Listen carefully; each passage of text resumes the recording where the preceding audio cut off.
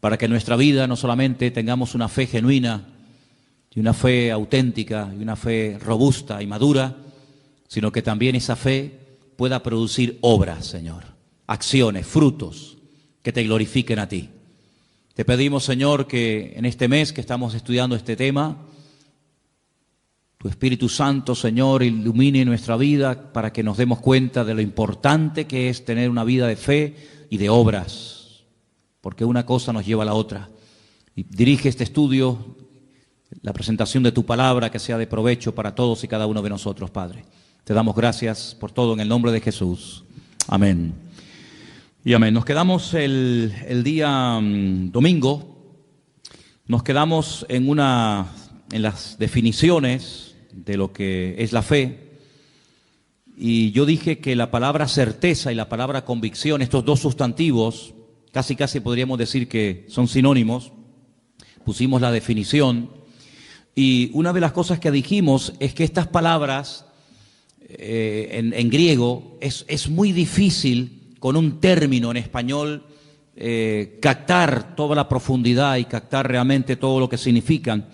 Dijimos que una de esas palabras, la palabra certeza concretamente, tiene que ver con el hecho de poder plasmar en hechos tangibles, visibles, las palabras que salen por nuestra boca o la creencia que tenemos en nuestro corazón. Permítame ponerles un ejemplo. Si ustedes han leído y estudiado detenidamente el capítulo 11 de Hebreos, se van a dar cuenta de que a raíz o a continuación de la definición, se nos habla de la creación del universo, ¿verdad? En Hebreos capítulo 11 estamos. Dice que por la fe podemos llegar a entender cómo fue creado, ordenado y diseñado el universo, ¿verdad? Y uno dice, bueno, no hubieron testigos el día que Dios creó, no había un grupo de personas que pudieron dar fe de que efectivamente así fue como se creó la tierra, el sol, la luna, las estrellas, etcétera. Pero hay un documento oficial, que es la Biblia, que atestigua de que así fue. Pero claro, hermanos, la Biblia son palabras, es la palabra de Dios, ya lo sé. Pero, ¿qué es lo que le da la credibilidad a lo que la Biblia dice? Pues los resultados que produce la misma, ¿vale? Es decir, en la Biblia encontramos a Dios como creador, encontramos a Dios como juez, encontramos a Dios bajo la esencia del amor, encontramos a Dios como Padre. Son declaraciones, pero esas declaraciones de alguna manera u otra hay que demostrarlas. Si nuestro Dios es un Dios creador, sí, pero no ha creado nada. Entonces, no. Nuestro Dios ha creado y las obras que Dios ha hecho avalan las palabras. Amén, hermanos. El mismo Señor Jesucristo dice, si ustedes no quieren creer a mis palabras, tienen que creer a las obras que yo hago. Y añade, porque las obras que yo hago dan testimonio de que el Padre me avala, de que el Padre está conmigo. Imagínense que el Señor Jesucristo en una ocasión hizo una declaración tremenda, todos la conocemos. Yo soy la resurrección y la vida. El que cree en mí, aunque esté muerto, vivirá. Hermanos, con todos mis respetos, eso lo puede decir cualquiera. Son palabras tremendas, pero ahora hay que demostrarlo. Cuando el Señor resucitaba a los muertos, pues efectivamente demostraba que Él tiene el poder sobre la muerte porque Él es la resurrección y la vida. Cuando el Señor hacía cualquier declaración, las obras, los milagros, las señales, los prodigios que hacían, avalaban las palabras que pronunciaba. Es decir, si las obras, la creación del universo le da credibilidad a la palabra de Dios, si las obras, milagros y acciones de Cristo le daban credibilidad a sus palabras, a su ministerio, en nuestro caso es exactamente igual. Usted puede hablar todo lo que usted quiera, pero son nuestras acciones, nuestras obras, lo que avalan y respaldan nuestra fe. En ningún momento en Hebreos capítulo 11 usted va a encontrar expresiones como esta que le voy a mencionar ahora. Por la fe Abraham no hizo nada. Por la fe Enoc no hizo nada. Por la fe Noé no hizo nada. No tendría ningún sentido. Sino que por la fe hicieron cosas, dijeron cosas, etcétera, etcétera. Por lo tanto, las obras es lo que avalan la fe que decimos tener. Si no hay obras, si no hay frutos, si no hay resultado, pues nuestra vida es un montón de buenas intenciones y de buenas palabras, pero que nunca se materializan, nunca se hacen realidad. Por eso Santiago es muy claro en esto y dice claramente que una fe sin obras, pues está muerta, no sirve absolutamente para nada. La otra palabra que vimos, la palabra convicción, tiene que ver también con una amonestación o una reprensión que le hacemos al mundo natural aplicando los principios del mundo espiritual o del reino de Dios. Hay una parte en el Padre Nuestro que dice, venga tu reino a nosotros, ¿verdad? Hágase tu voluntad, así en el cielo como en la tierra. Eso es una petición. No todo el Padre Nuestro es una oración de pedir y pedir. Pero hay peticiones en el Padre Nuestro muy interesantes. Una de ellas la que le acabo de mencionar ahora. Venga tu reino, es decir, que lo que tú quieres que se produzca en el mundo natural a través de nuestra vida, de la fe, de la oración, etcétera, se produzcan cambios. Pusimos el ejemplo de Jesús cuando atraviesa el mar en tempestad. Él sabía, porque él era la palabra viviente, que él no moriría ahogado, sino que él moriría crucificado. Por lo tanto, si él sabía perfectamente que no iba a morir ahogado, como temieron los discípulos morir, él lo que hace es que cambia aquella circunstancia adversa y cambia la tempestad en bonanza. Como diciendo, esto no es lo que tiene que ocurrir. Por lo tanto, si esto no es lo que tiene que ocurrir, cambiémoslo entonces, ¿verdad? Porque el Señor nos ha dado la capacidad y el poder, a través de la fe, del nombre de Cristo, de su palabra, etcétera, etcétera, de cambiar ciertas y determinadas situaciones que Él, si estuviera en nuestro caso, también las cambiaría. ¿Me explico? Vamos a leer un versículo muy interesante para que nos demos cuenta una vez más, como traté de compartir el domingo, que tenemos que tener una percepción, una lectura, llámelo discernimiento espiritual más amplio de lo que aparentemente parece que está pasando. El versículo está en Juan, capítulo 4, versículo 35. Juan, capítulo 4, versículo 35. Presta atención a estas palabras porque tiene que ver con la visita de Jesús a Samaria. Y dice lo siguiente, Juan 4, versículo 35. ¿No decís vosotros, aún faltan 4 meses para que llegue la siega? Alzad vuestros ojos y mirad los campos, porque ya están blancos para la siega. Si ustedes dicen faltan 4 meses para que llegue el tiempo de la siega, y yo les digo que el tiempo de la siega ya ha llegado. Por lo tanto, hay una diferencia entre vuestra opinión y la mía.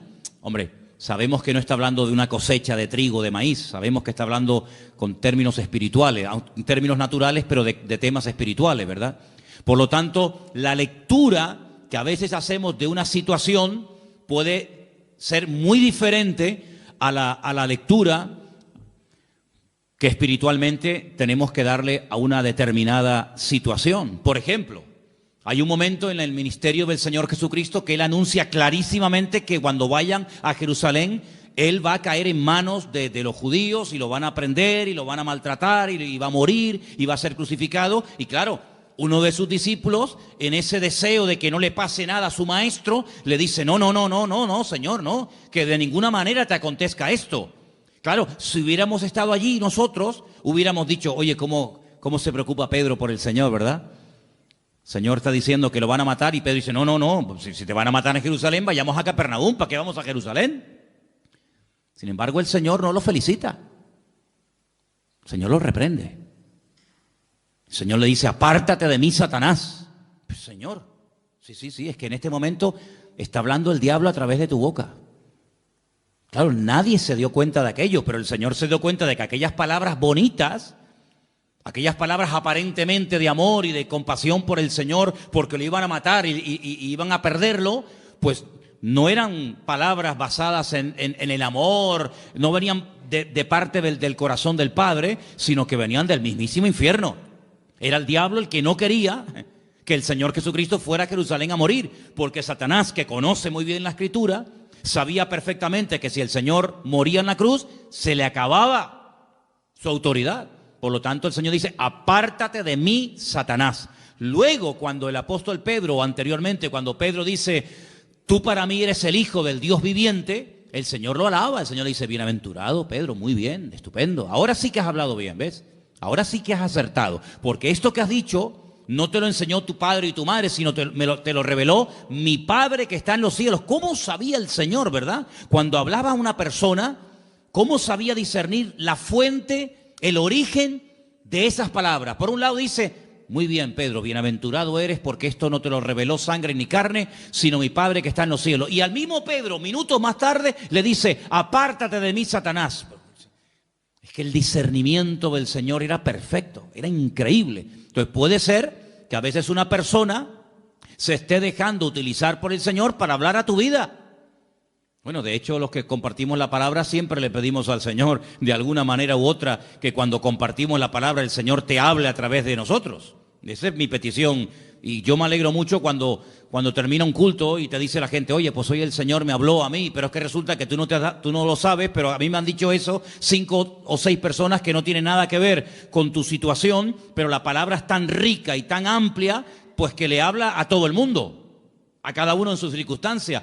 Pero no nos engañemos, también puede ser que en un momento determinado lo que hablemos no sea totalmente de parte del Señor. Fíjate tú que el mismo apóstol Pedro tuvo que ser reprendido, ¿no? Por lo tanto, la fe nos sacude, nos amonesta para que nos demos cuenta de que a través de la fe podemos cambiar, debemos cambiar circunstancias y situaciones.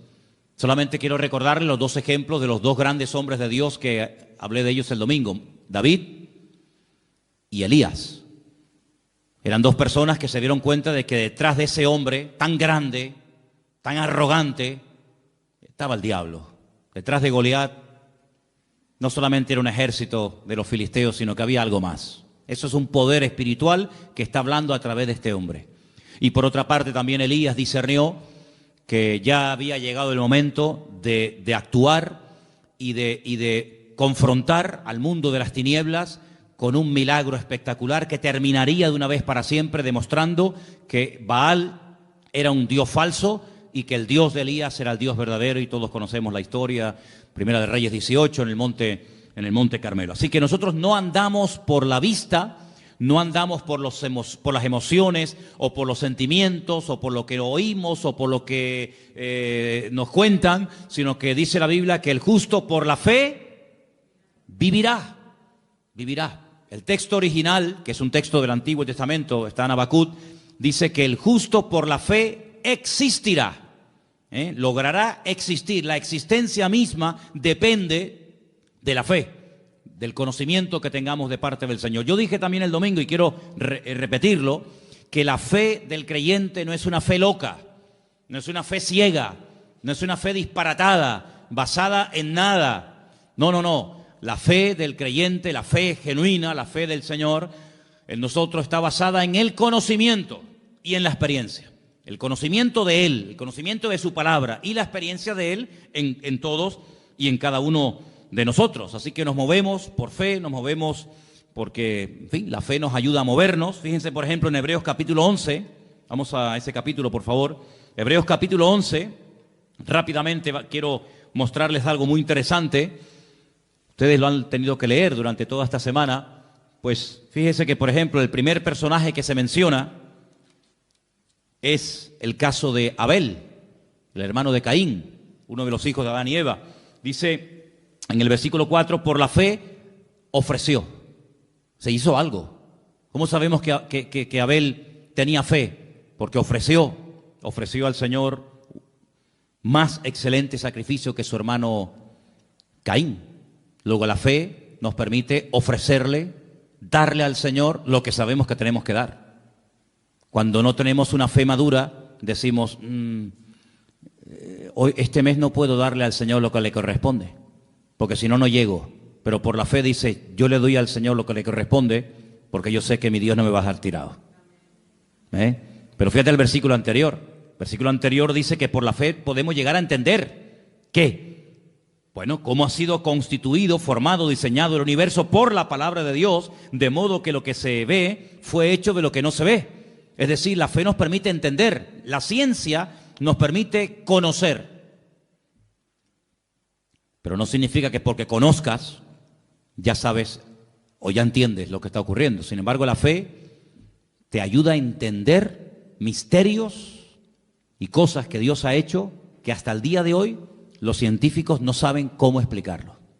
Se vuelven locos, que si esta teoría, que si fue así, que si fue asado, que si millones de años por aquí, millones de años por allá. Sin embargo, leyendo el documento oficial que da fe de lo que Dios hizo, podemos no solamente conocer, sino podemos entender, ¿verdad?, las cosas. Hay un versículo tremendo que yo lo quería leer el domingo, se me pasó, y quiero leerlo ahora. Está en Deuteronomio 29, 29. Si ustedes pueden aprenderse este versículo de memoria, sería extraordinario, porque es una promesa preciosa que el Señor nos da. Deuteronomio 29, 29, dice así: las cosas secretas, ¿a quién le pertenecen? Al Señor nuestro Dios. Los secretos, los misterios que Él no quiso revelar, ahí quedan, en la mente, en la presencia del Señor. Mas las reveladas, ¿para quién son? Para nosotros y para nuestros hijos, para siempre, para que cumplamos todas las palabras de esta ley. Sí, hay cosas que han quedado en secreto, pues ya está, pues si están en el secreto de Dios, ahí se quedan. Pero hay otras muchas cosas que Dios sí ha querido revelar. Hay otras muchas cosas que Dios quiere que tú y yo sepamos, pues esas son las cosas que tenemos que estudiar en la palabra. Lamentablemente a veces hay gente que está más preocupada por conocer lo que no ha revelado el Señor que por conocer lo que sí ha revelado el Señor. ¿Te das cuenta? Entonces esa promesa tenla siempre presente en tu vida. Si hay palabras de la Biblia que no entiendes, tú puedes pedirle al Señor en oración, sabiduría, revelación, porque dice que lo escrito, lo revelado, y aquí está todo lo revelado, si no nos hubiera escrito, dice la Biblia que todo lo revelado es para nosotros y para nuestra descendencia. Por lo tanto, agárrense a esa promesa. Ahora, hay personajes en el capítulo 11 del libro de la carta a los Hebreos que la verdad es que podríamos estar hablando años sobre ellos. Pero los tres primeros personajes yo los llamo los tres solitarios. Y esos tres solitarios son Abel, el segundo es Enoc, versículo 5, y el tercero, en el versículo 7, es Noé. Abel, Enoc y Noé. Tres personajes que son tres solitarios. Y una de las cosas que a mí me gustaría en estas clases o estudios o mensajes que estamos dando durante este mes de enero es que con la ayuda del Señor podamos llegar a tener claro en nuestra mente cuáles son las características o la estructura espiritual de una prueba. Es decir, si yo le pregunto a alguna hermana aquí presente, ¿me podría dar usted los ingredientes de un buen potaje de lentejas?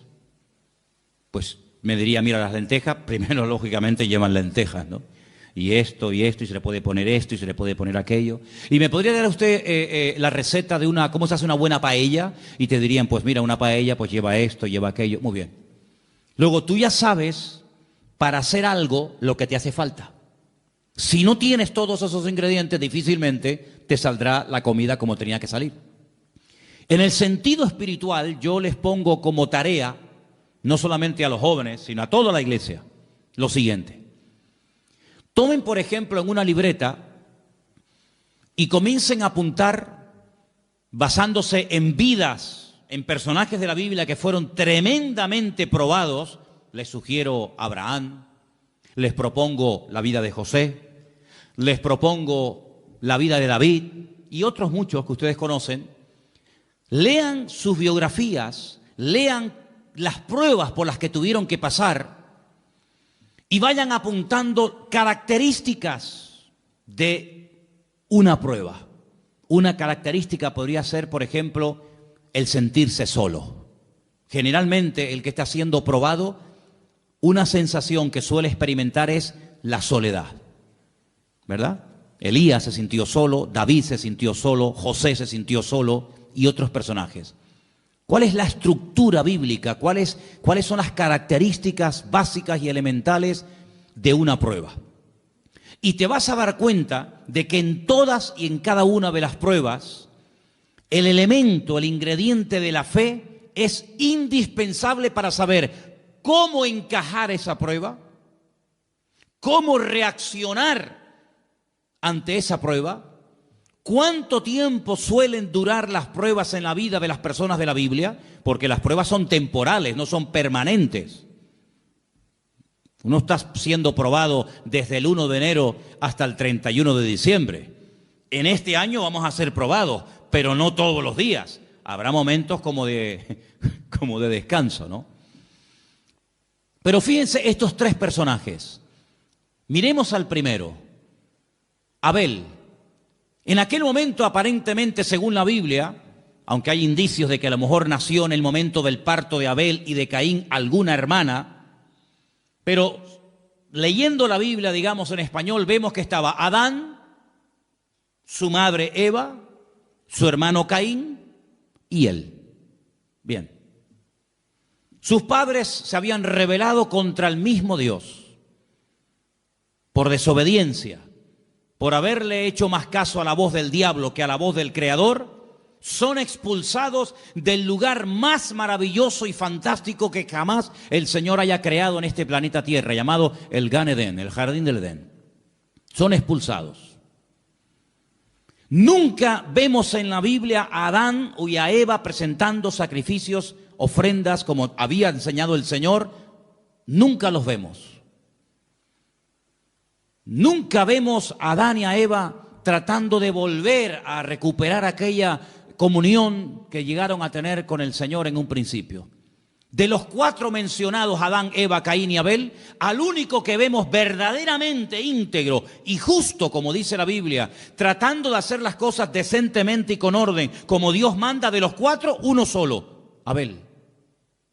Ni siquiera tenía el apoyo de su hermano, porque su hermano sabemos que al final terminó levantándose contra él y asesinándolo, quitándole la vida. Era un solitario. No vemos que tenía el apoyo de sus padres, no vemos que tenía el apoyo de sus hermanos. Criado en un ambiente donde recientemente habían sido expulsados sus padres del Jardín del Edén, pero a pesar de tenerlo aparentemente todo en contra, él sabe que hay una forma bíblica, una forma enseñada por el mismísimo Creador de acercarse a él. Y él lo que hace es lo que Dios dice. Le trae al Señor una ofrenda que dice que aunque lo terminó matando su hermano, la sangre y la ofrenda de Abel hablaba a su favor. Era como un testigo, no mudo, pero como un testigo delante de la presencia del Señor, hasta el punto que cuando le pregunta el Señor a su hermano Caín, ¿dónde está tu hermano Abel?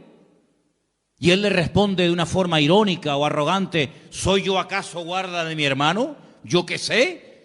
El Señor le dice, la voz de la sangre de tu hermano Abel llega a mi presencia. Es decir, que hay algo que atestiguaba de que esa persona era inocente. Dice la Biblia que era justo, pero sin embargo, a pesar de que era una buena persona, en ningún momento vemos que Dios le habla. Yo no veo a Dios hablándole a Abel. Veo a Dios hablándole a Adán y a Eva, pero a Abel nunca.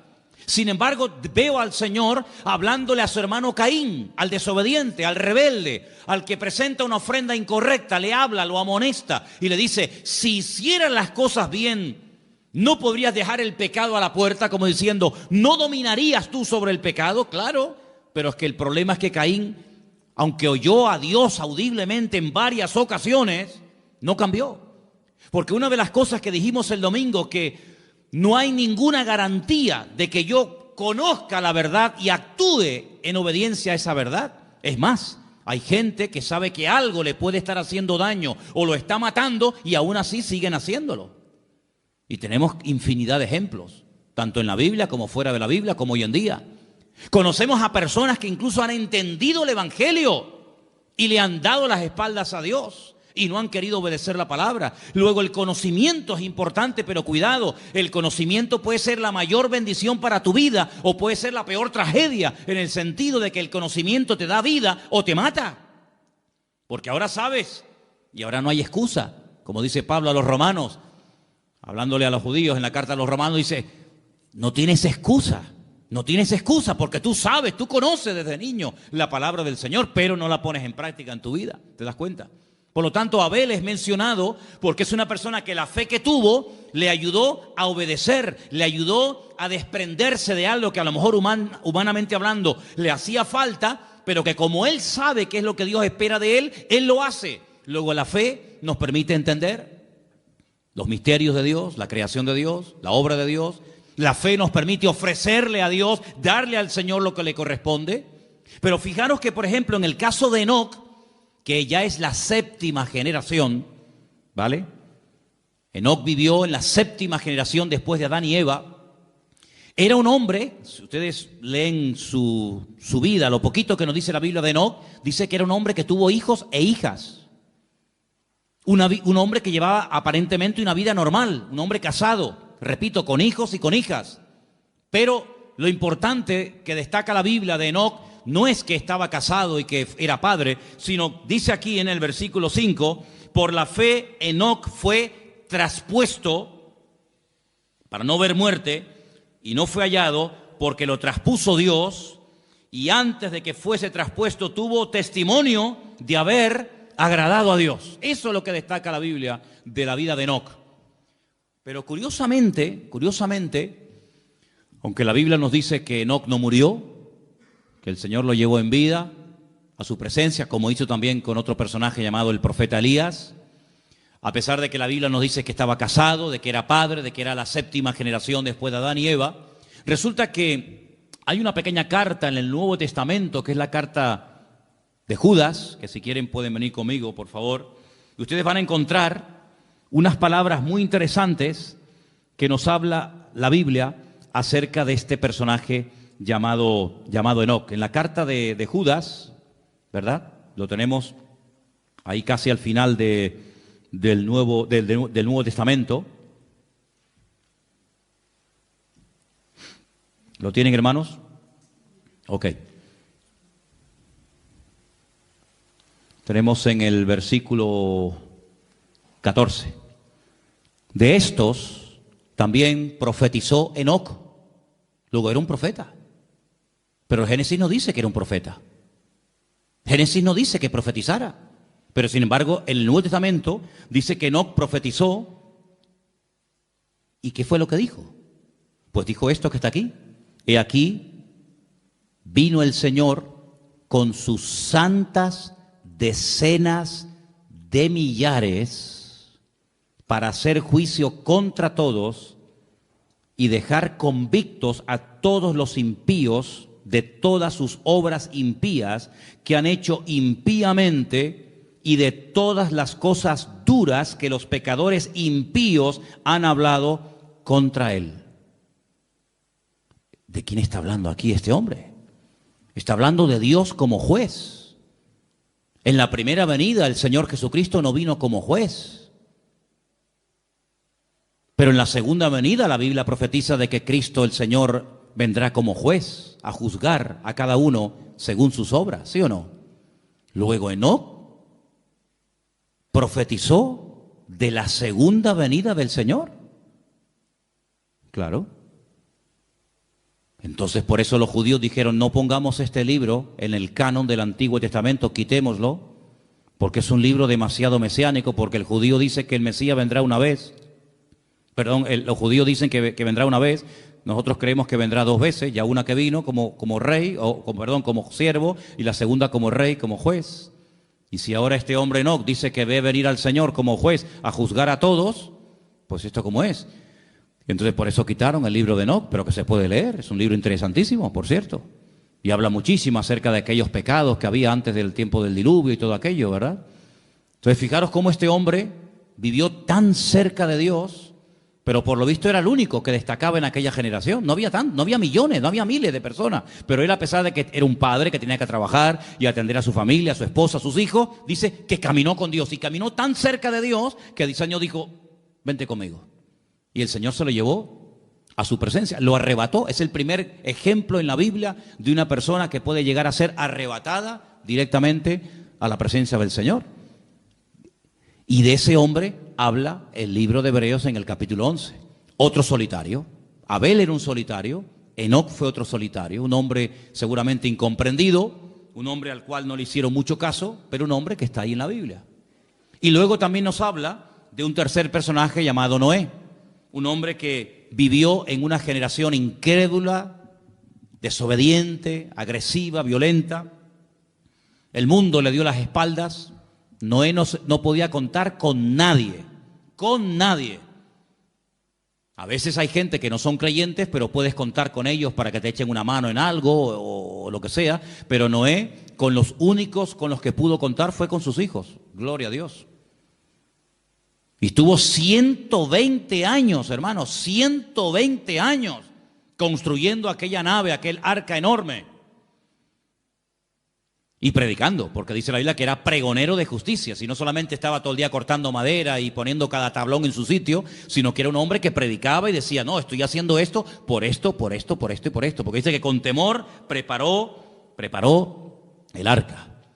Y vemos un ejemplo de una fe constante, porque la Biblia nos ordena y nos manda a los creyentes a ser personas constantes en la fe. ¿Cuántos dicen amén? Es uno de los grandes problemas de mucha gente, la falta de constancia.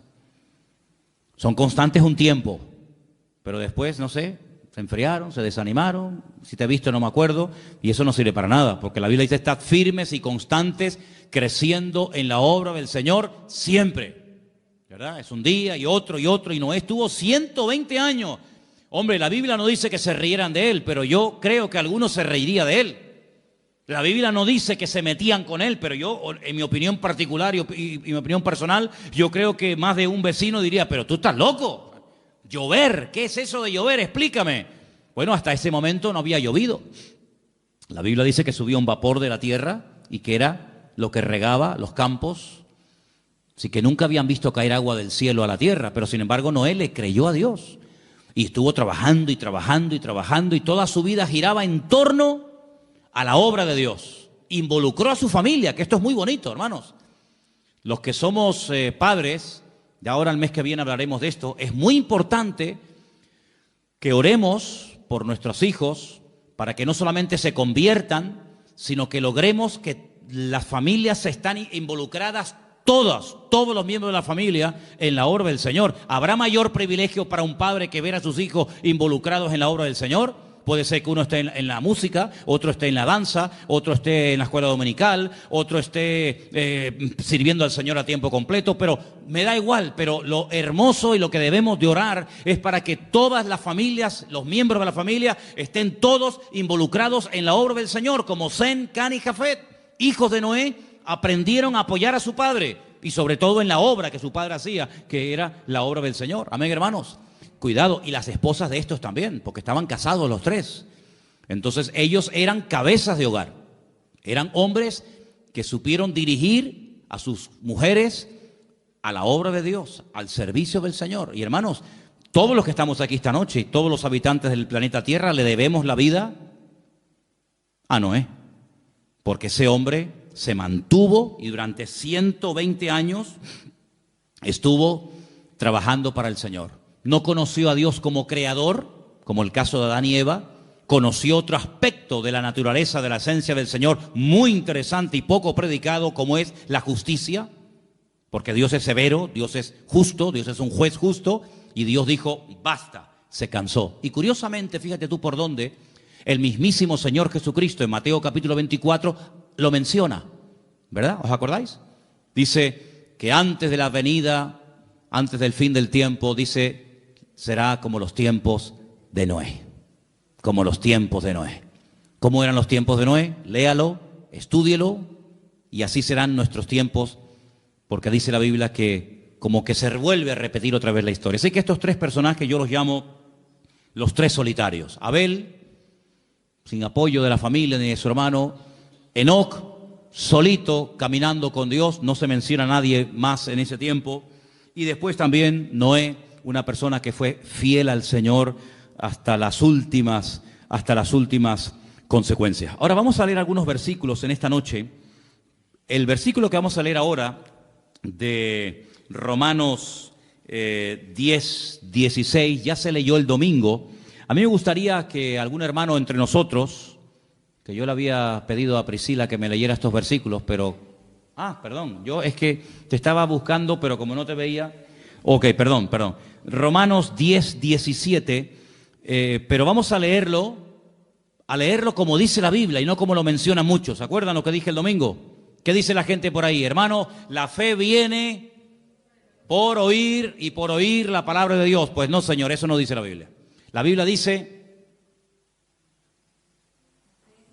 Romanos 10, 17. Así que la fe es por el oír y el oír por la palabra de Dios. La fe es, no dice que viene, la fe es, ¿verdad? Es decir, el elemento indispensable para que nuestra fe se mantenga firme, ¿cuál es? La palabra.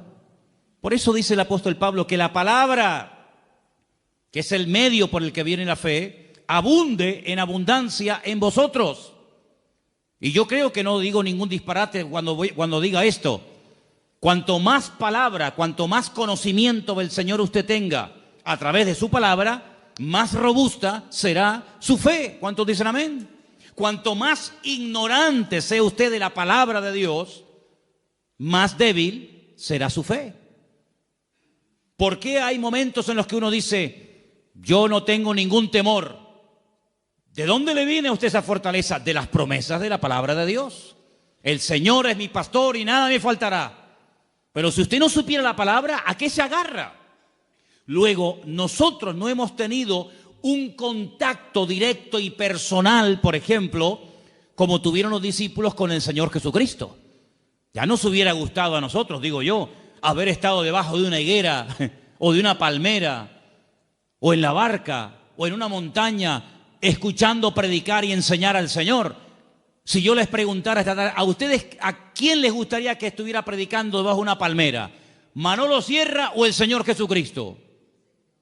Hombre, claro, ya me contará, por supuesto, pero no tuvimos ese privilegio. Ellos sí lo tuvieron. De hecho, el Señor lo dice. Cosas que los profetas y reyes desearon ver y oír, y no vieron ni oyeron. Ustedes tienen ese privilegio. Pero a nosotros nos ha llegado el conocimiento de la palabra por transmisión, de generación en generación. ¿Cuántas generaciones calculamos el domingo que habían pasado desde Cristo hasta nosotros hoy en día? Unas 50 generaciones. 50 generaciones. Calculemos que cada generación es aproximadamente 40 años. Pues bueno, 50 por 4, ¿cuánto es? Pues eso. 5 por 4, 2000 años, ¿vale? 40 años por 50, 2000 años. Y usted dice, 2000 años. 2000 años no es nada, hermano. No es nada. 2000 años no es nada. Son 2 días. ¿O no? La Biblia dice que para el Señor 1000 años es un día. Han pasado 2 días. 2 días. Para el Señor son 2 días. Y claro, después a nuestros hijos en la escuela le obligan a creer que este hueso o que este fósil tiene 250 millones de años. Y nadie dice nada, porque lo dijo fulanito de tal. Y cuando nosotros decimos que desde Cristo hasta nosotros han pasado 2000 años o 2 días, todo el mundo se lleva las manos a la cabeza. Pero hermanos, es la pura realidad. Yo llegué a conocer a mis bisabuelos. No sé si alguien aquí llegó a conocer a su bisabuelo o a su tatarabuelo. Yo conocí a mi bisabuelo y a mi bisabuela perfectamente y hablé con ellos y como si fueran mis abuelos. Y eran los padres de mi abuelo, que murió con 106 años, imagínese usted. Y uno dice, bueno, pues conocí a mi padre, conocí a mi abuelo y conocí a mi bisabuelo. Ya conocí 3 generaciones hacia atrás. Más yo 4, ya somos 4 generaciones. Así que no hay tantas generaciones desde los tiempos de Cristo hasta hoy en día. Y además tenemos la gran ventaja de que esas 50 generaciones han dejado mucho legado histórico. No son 50 generaciones que hay un vacío que uno dice, bueno, pero ¿dónde? No, un vacío, de vacío nada. Hay mucha información en la arqueología, en la literatura, en la pintura, en el arte, en tantas y tantas ciencias que nos permiten conocer, pero con muchos detalles. Bueno, y ahora cuando vayamos, Dios mediante, dentro de unos días a Israel, pues vamos a estar pisando las mismas calles que esa gente pisaba, ¿verdad? Y probando las mismas comidas que se comían hace 2000 años, y respirando el mismo ambiente y bañándonos en el mismo agua y conociendo prácticamente la misma cultura de hace 2000 años. Porque en esas zonas de la tierra parece como que el tiempo se ha detenido, ¿no? Parece como que el tiempo va más despacio. Entonces, queridos hermanos, cuando uno lee los escribas y los fariseos, entonces ya esa gente no existe. ¿Cómo que no? ¿Quién dijo que no? Hay miles de escribas y de fariseos en Israel y ustedes lo van a conocer personalmente. Y van a ver cómo hay tanta documentación que nuestra fe no está basada en mitos, en leyendas, que vete tú a saber si eso es verdad, sino están basadas en hechos concretos y en hechos puntuales, ¿verdad? Entonces la fe se alimenta por la palabra y por la palabra de Dios. Ahora, hay un versículo en Romanos 1:20, vamos a leerlo, por favor, Priscila, Romanos 1:20, que lo podemos juntar con ese de Hebreos 11:3. ¿Qué dice Romanos 1:20, por favor? Porque las cosas invisibles de Él, su eterno poder y deidad, se hacen claramente visibles desde la creación del mundo, siendo entendidas por medio de las cosas hechas, de modo que no tienen excusa. Analicemos este texto. Las cosas invisibles de Él. Cuando dice de Él, ¿a quién se refiere? A Dios. Porque las cosas invisibles de Dios, y ahora pone ejemplos, su eterno poder y su deidad. ¿Qué es deidad? El hecho de que Él es Dios, la esencia de Dios. Ok. Entonces su eterno poder y su esencia divina, dice, se hacen claramente visibles. ¿Cómo? Pues dice, desde la creación del mundo, siendo entendidas por medio de las cosas hechas, de modo que no tienen excusa. Es decir, yo puedo llegar a conocer a Dios, su poder, su deidad, su esencia, su gloria, su autoridad, etcétera, etcétera, etcétera, a través de lo que pueden ver mis ojos. Es decir, cuando usted se para delante del mar, y aquí vivimos en una isla, rodeados de agua por todas partes, cuando uno ve hacia el horizonte la inmensidad del mar, uno se pregunta, bueno, ¿y quién creó esto?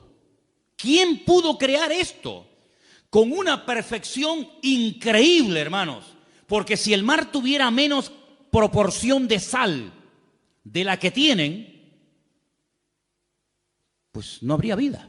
Y si tuviera mucho más sal que la que tiene, tampoco habría vida. ¿Y quién es el que regula las mareas, el nivel de la sal? ¿Cómo es capaz una nube de hacer una especie de función de aspiradora, ¿no? Aspirando por la evaporación, y ese agua salada, toneladas, millones de toneladas, suben a las nubes. Se produce un proceso impresionante, y cuando el Señor quiere que ese agua que ha subido caiga allí, pues manda el viento justamente en esa dirección y lo detiene encima de esa ciudad, o encima de ese país, o encima de ese continente, y hace que ese agua salada se haya convertido así en agua dulce. Y cae sobre la tierra y riega los campos. Y tenemos sandías y melones y tenemos agua dulce. Y cuando ese agua ya ha dado a la tierra lo que tenía que darle, pues el sobrante va por los cauces y por los ríos y vuelve otra vez a entrar en el mar y se convierte otra vez en agua salada. Y vuelve otra vez un proceso, hermanos, no eterno, porque la creación no es eterna, como decían los griegos, sobre todo Aristóteles, que la creación y la materia es eterna. No, señor, la materia tuvo un principio, y ese principio, ¿cuándo fue? Cuando Dios lo estableció.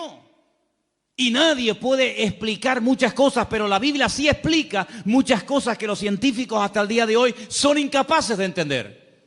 Porque como dije antes, la fe nos permite entender, no solamente conocer, sino entender. Y tú ves a una vaca manchada de blanco y negro, ¿no? Esas vacas tienen una raza, ¿cómo se llama? La vaca, estas vacas lecheras. Frisonas, las vacas frisonas. Y tú las ves en esos prados allí en Galicia, o las ves en esos prados en Asturias, o por cualquier otra parte del mundo, y está comiendo hierba verde.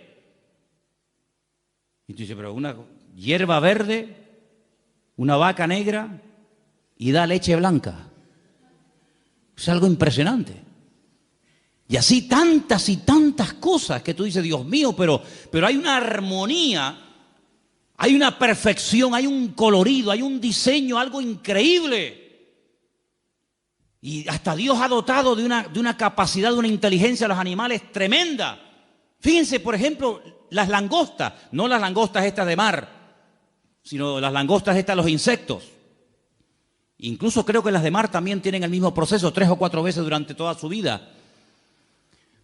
Crecen más de lo que puede contener el caparazón. El caparazón les termina doliendo y haciendo un daño terrible, porque la langosta quiere crecer y come y engorda, pero el cascarón como que la presiona y sufre unos dolores que se tiene que meter entre rocas y empieza a frotarse entre las rocas hasta que se arranca el caparazón de cuajo y sale y crece hasta que le sale otro caparazón y vuelve otra vez a sentirse incómoda dentro de ese caparazón que le impide crecer, y entonces vuelve otra vez a esconderse y se frota y se golpea contra las rocas y se arranca el caparazón y vuelve otra vez, y así durante toda su vida.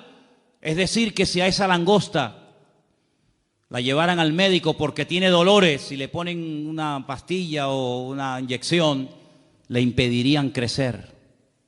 Le quitan el dolor, pero frenarían su crecimiento. Luego el dolor es lo que hace que se desprenda de lo que le oprime para que pueda seguir creciendo.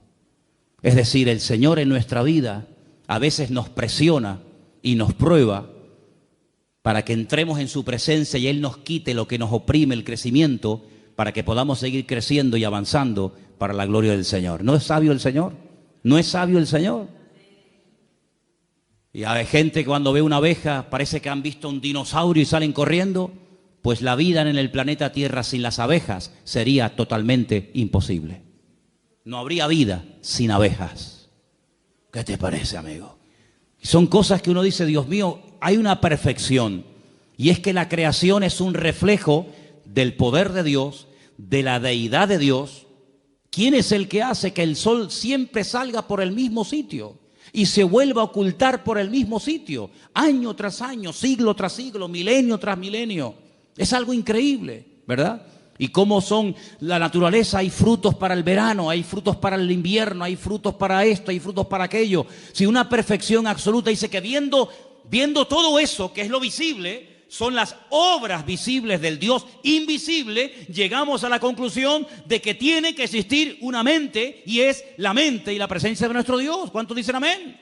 Pero el hombre es tan bruto, tan cerrado de mollera, que no quiere aceptar que hay un creador.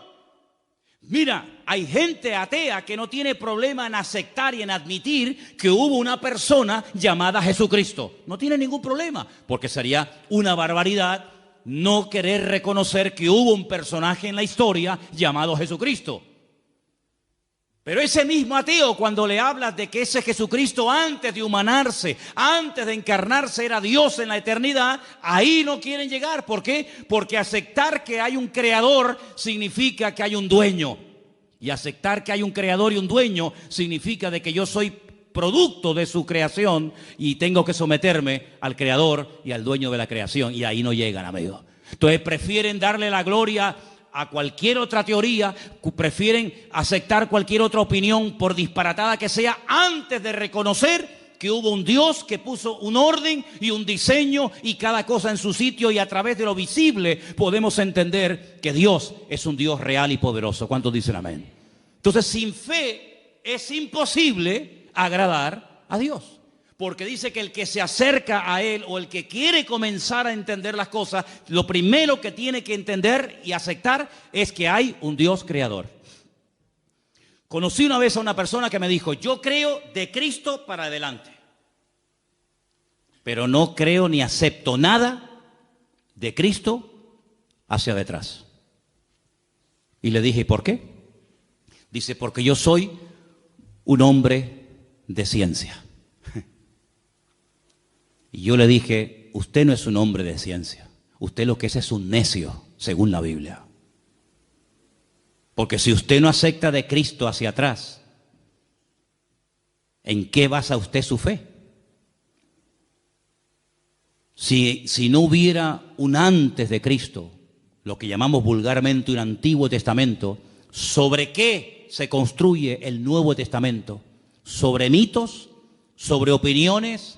El Nuevo Testamento no tendría ninguna credibilidad si no hubieran unas profecías del Antiguo Testamento escritas cientos de años y miles de años en algunos casos y que le dan credibilidad al Nuevo Testamento. Y lógicamente un Antiguo Testamento sin el Nuevo Testamento pues sería una historia que no termina nunca de cumplirse, sino simplemente un montón de palabras y de buenas intenciones y de muchas profecías que se dijeron en el tiempo y en el espacio, pero que nunca tuvieron un fiel cumplimiento, sobre todo en la persona de Cristo. Por lo tanto, ambos se necesitan el uno al otro. El antiguo necesita del nuevo y el nuevo pacto necesita del antiguo pacto y ambos se complementan, ¿verdad? Ahora, quisiera que leyéramos en esta noche en Hebreos 1, versículo 2. Hebreos capítulo 1, versículo 2, por favor. ¿Lo tenemos?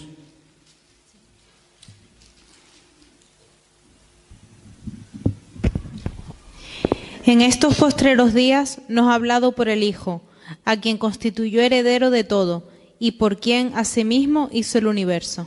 En estos postreros días. ¿En qué postreros días? ¿En los que se escribió Hebreos o en estos? Porque hoy en día estamos más en los postreros días que hace 2000 años cuando se escribió la carta a los hebreos, ¿sí o no? Si en aquellos tiempos ya se estaba hablando de los postreros días, imagínense nosotros hoy en día.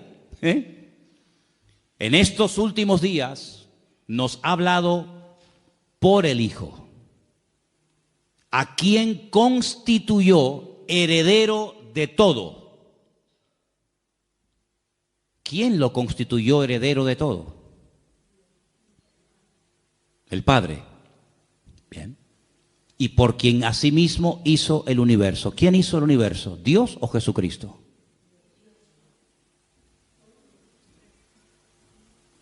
Vamos a leer el versículo otra vez. Ahí está la respuesta.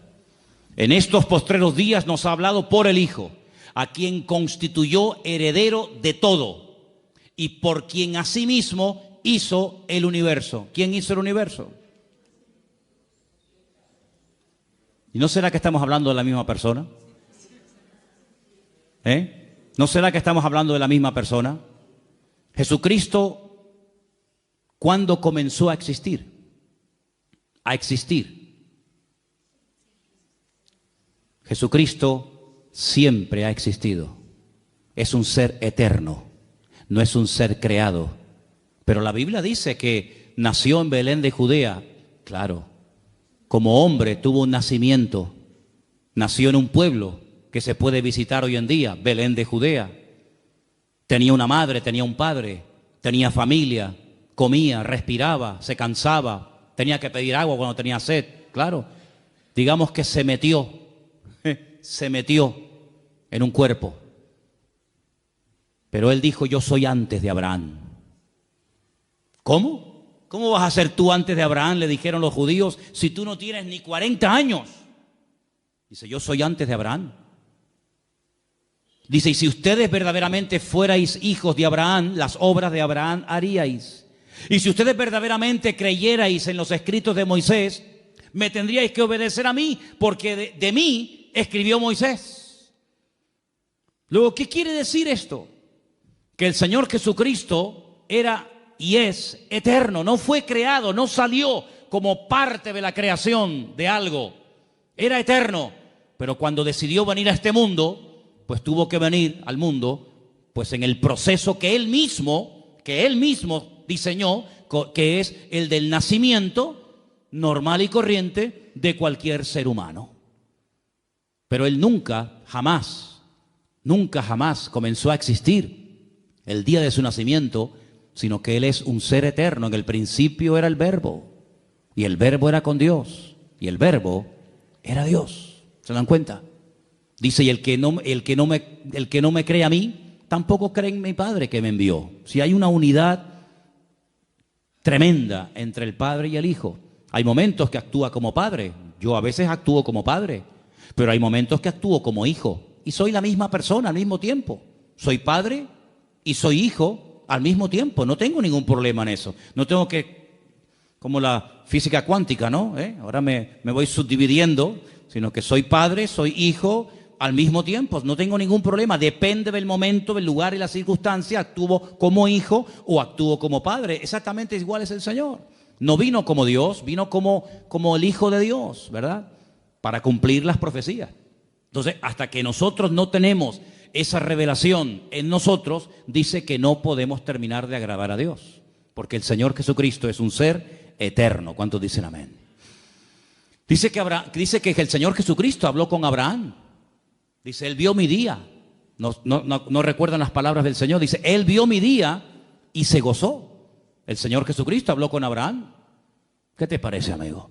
Luego el Señor Jesucristo, como Dios, siempre existió, pero lógicamente como ser humano tuvo un principio, nacimiento, como todos los seres humanos. Ahora, quiero terminar para dejar algo también para el domingo, leyendo el versículo de Gálatas 1:23, donde nos dice algo muy interesante referente a la fe. Gálatas 1:23, por favor. Vamos a prestar atención a este texto.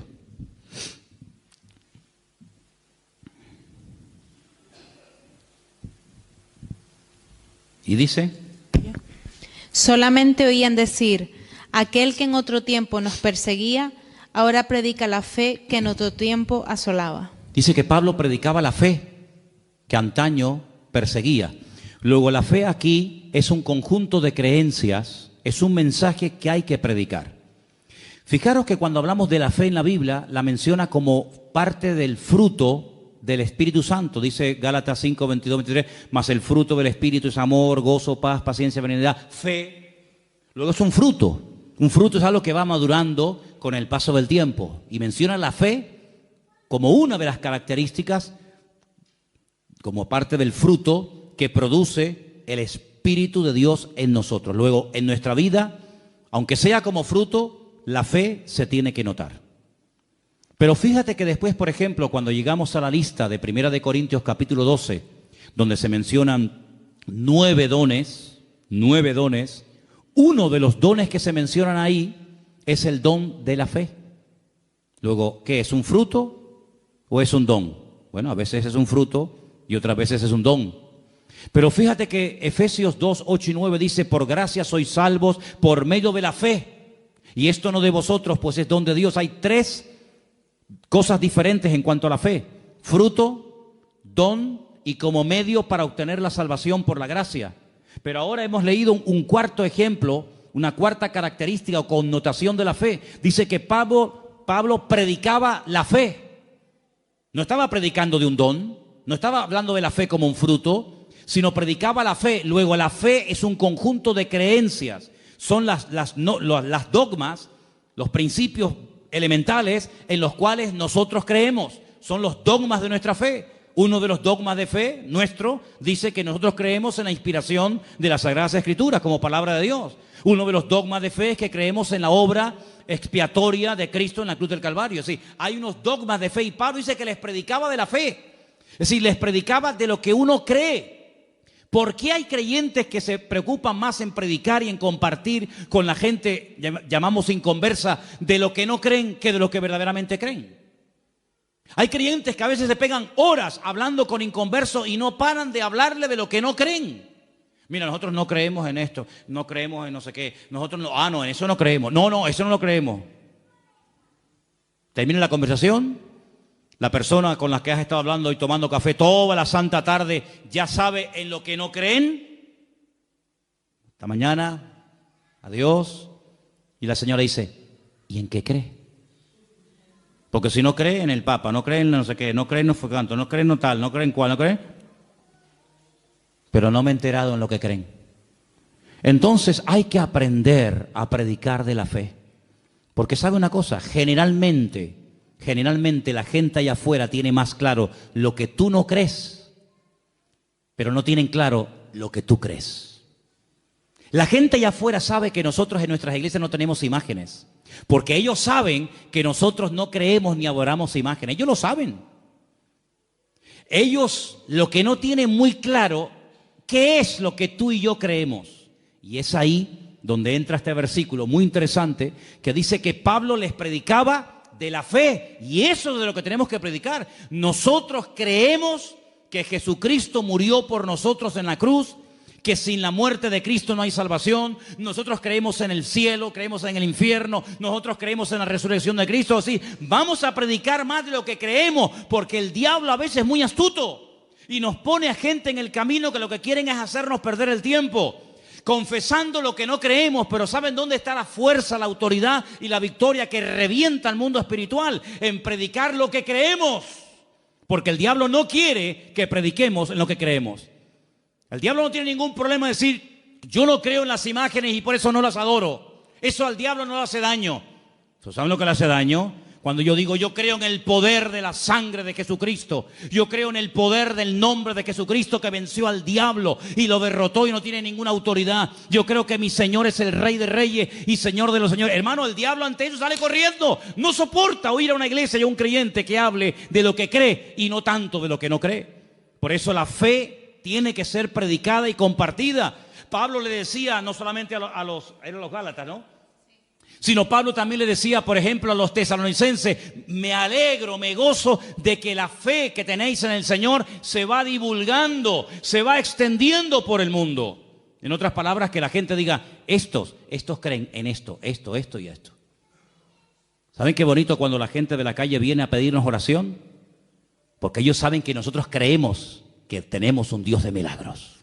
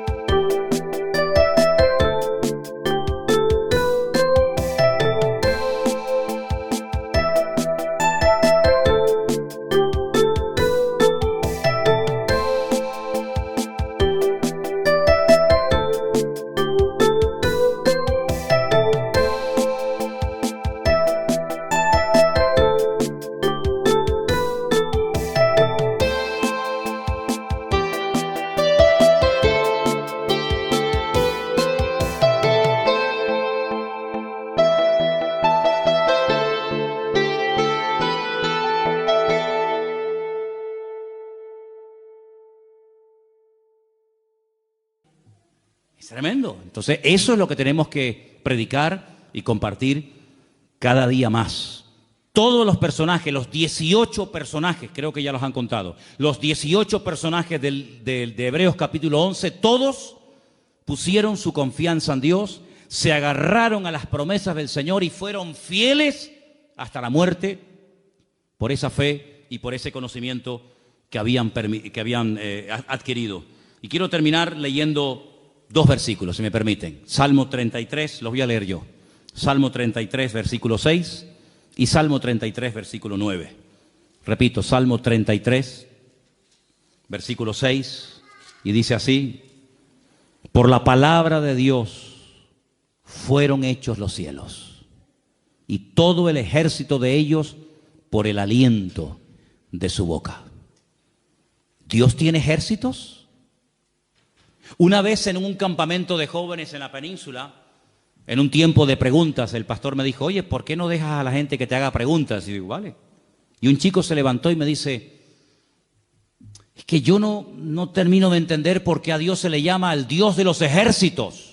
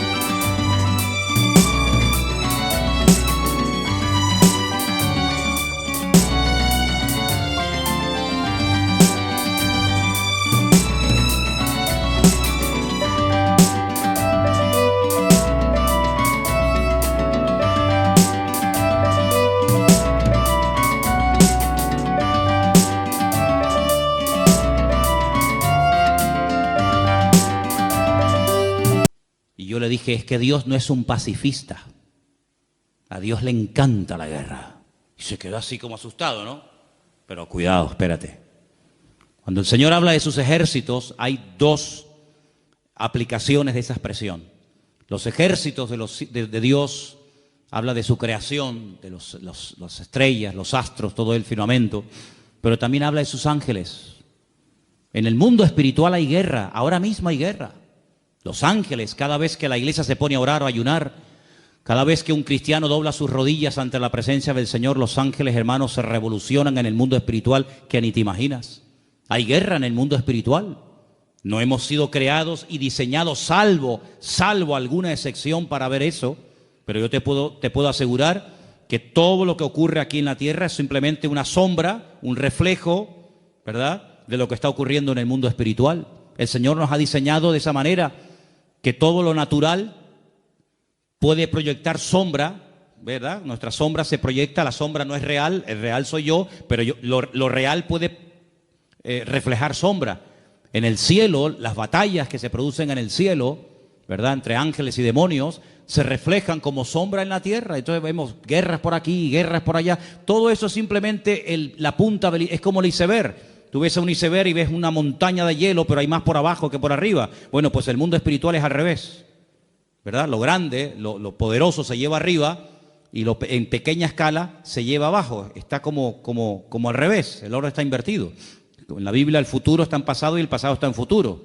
Entonces las mayores guerras que se están librando ahora mismo en el mundo no son aquí en la tierra, son en el mundo espiritual. Pablo dice que nuestra lucha, ¿a quién le habla?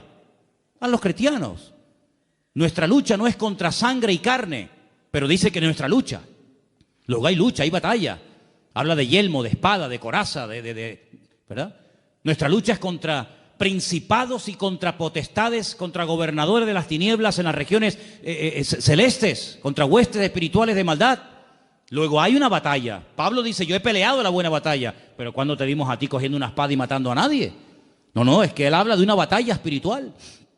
Peleamos contra demonios, peleamos contra poderes espirituales, ¿verdad? Y la iglesia tiene la obligación de pelear ahí, porque lo que no ganes arriba no lo va a ganar abajo. Hay gente que quiere ganar aquí, pero primeramente hay que ganar allí para atar allí, para soltar aquí, dice la palabra, ¿verdad? Entonces cuando uno va a la palabra, uno se encuentra de que Dios hizo los cielos con el poder de su palabra y todo su ejército. Bueno, lean ustedes el libro de Daniel. Hay momentos en los que Daniel oraba y ayunaba, y no habían cambios, y cuando se le presenta al ángel Gabriel y le dice, pero, ¿qué pasa? Dice, es que hace 21 días que llevas orando y ayunando, pero es que hemos estado ahí peleando contra el príncipe tal, contra el príncipe cual, y he venido para darte sabiduría y para darte entendimiento. Si te das cuenta que hay batallas que hay que librarlas fuertemente en la presencia del Señor, para obtener respuestas. El Señor le dijo un día a los discípulos, ¿sabéis una cosa? Sobre todo tú, Pedro, escúchame bien.